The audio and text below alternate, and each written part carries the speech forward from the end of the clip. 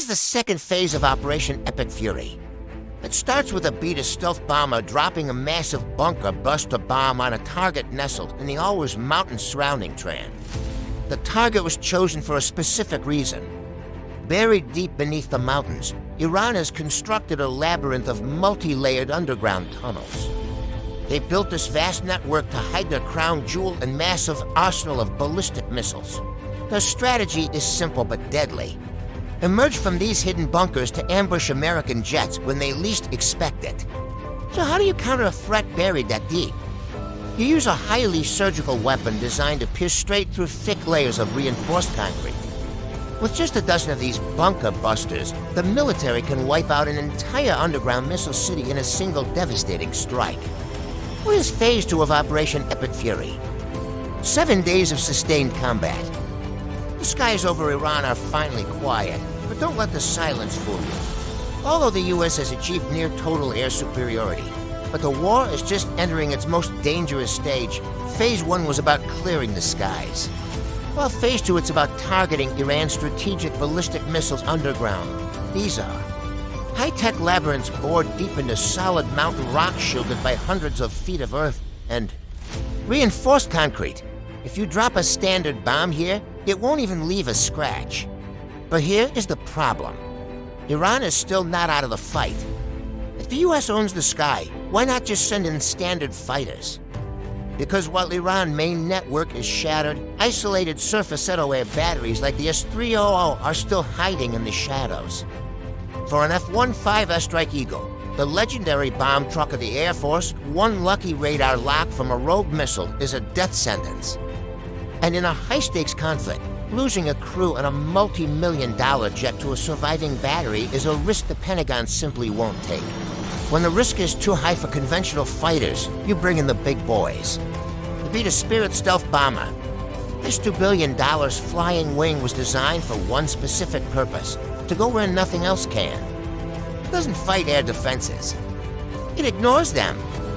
Cruising undetected in the stratosphere, the B-2 is the only platform on Earth capable of penetrating this contested airspace to deliver the final blow, raining down dozens of 2,000-pound blue 109 bunker busters to crack the mountain wide open. But where are the nuclear sites located?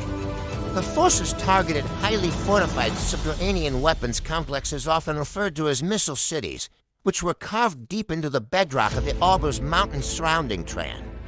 Where did this long-range mission originate? The operation began thousands of miles away at White Aitman Air Force Base in Missouri. The B-2 Spirit stealth bombers took off for a direct round-trip mission, relying on a fleet of aerial refueling tankers over the Atlantic Ocean and the Mediterranean Sea to complete the 6,000-plus nautical mile journey. But how did the military prepare the airspace for the incoming bombers before the B-2 South arrived? U.S. and allied forces executed a suppression of enemy air defenses strategy.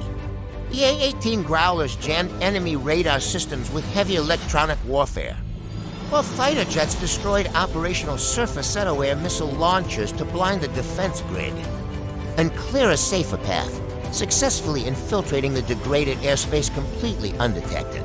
What was the tactical strategy for destroying facilities buried so deeply underground? Once over the target coordinates, the bombers opened their internal bays to saturate the area. Rather than dropping a single massive explosive, they deployed multiple precision-guided bunker busters, calculating exact angles of impact to collapse reinforced concrete entrances, shatter ventilation shafts, and exploit structural weak points, effectively burying the ballistic missiles inside the mountain. How many bunker buster bombs were dropped during this operation? The B-2 South dropped dozens of the L-109 at 2,000 pounds precision-guided penetrator bombs. This strike was a key component of a larger 72-hour campaign that successfully hit approximately 200 hardened infrastructure targets deep inside the region. But what's the difference between the BLU-109 and the GBU-57 bomb? While a massive 30,000 pounds GBU-57 note is used to crush the deepest parts of a mountain, the GBU-8 and GBU-31 are the surgical tools. Let's break down exactly how this works. Once this bomb drops from the belly of the B-2 Spirit, it falls just like a traditional unguided weapon. The real magic is in the fusing. Ground crews can fit it with a nose fuse, a tail fuse, or both. If it hits the dirt with the nose fuse active, it detonates on impact, triggering the explosive conduit instantly for a massive surface blast. But if the pilot needs to crack a hardened target, they rely on the FMU 139 tail fuse for a delayed reaction. Driven by gravity, the heavy casing of the bomb easily penetrates the concrete surface of a building. Once inside, the smart fuse counts down the programmed milliseconds before triggering the $5,000 billion payload, destroying the target from the inside out. Considering its small for $1,000 price tag, the sheer destructive return on investment is staggering. So what exactly is the difference between the Blue 109 and the massive GBU-57 launching process?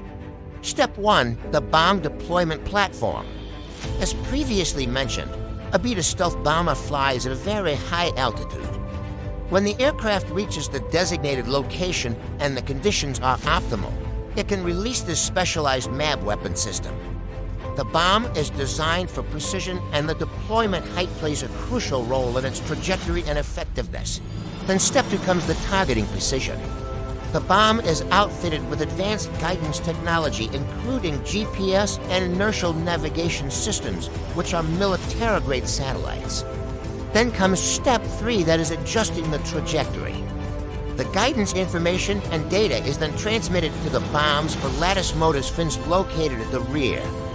These fins can move and adjust in real time, allowing the bomb to correct its course as it descends under the force of gravity. These adjustments are essential because the weapon does not have thrusters to change its trajectory. Instead, it relies on the movement of these fins and the high-altitude drop to control its flight path. This is why the bomb must be deployed from a very high altitude so it has enough time and distance to adjust its trajectory accurately. Here comes the most difficult part, that is step 4, impact and penetration. The bomb, known as the Massive Ordnance Penetrator, weighs approximately 30,000 pounds, which is around 14,000 kilograms. When it reaches its target, it strikes with immense force designed to penetrate deep into hardened structures such as bunkers. The energy upon impact allows the bomb to bury itself over 200 feet into reinforced concrete, ensuring it delivers its payload precisely where it is intended for maximum effect. How did the B-2 South reach the missile caves without being detected? As stated, almost every aircraft has a rudder and elevators to turn and stabilize the plane. But the B-2 Spirit has none of these. This is because any vertical structure would reflect radar waves, which is why they had to design it without vertical stabilizer or rudder at the rear. Instead, they use this technique of split drag rudders to provide directional stability and control in a flying wing aircraft. But the most important is the composite stealth structure. Here we find that all the edges are made of fiberglass epoxy to reflect radar, while the largest part of the wing is primarily made of graphite epoxy. Interestingly, the crew station assembly is made up of aluminum. At the base, since these areas have to withstand a lot of heat from the engine, they are made of titanium, a super strong, expensive material. Finally, we have fiberglass polyamide, a stealthy material able to withstand heat. This is what it looks like with all the labeling and segments assigned to it to give you a better picture.